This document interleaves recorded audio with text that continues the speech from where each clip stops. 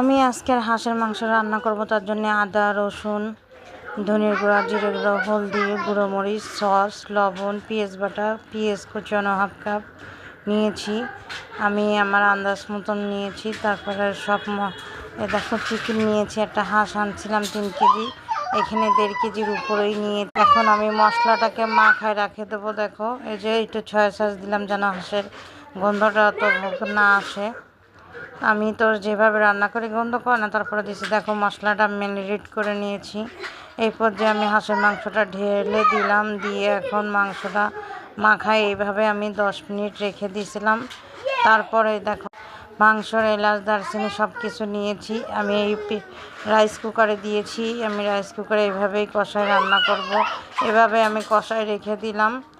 পরে দেখো আমি এখনও কষাচ্ছি, কিন্তু নেক্সট ভিডিওতে আমি বাকি ভিডিওটা দেখাবো।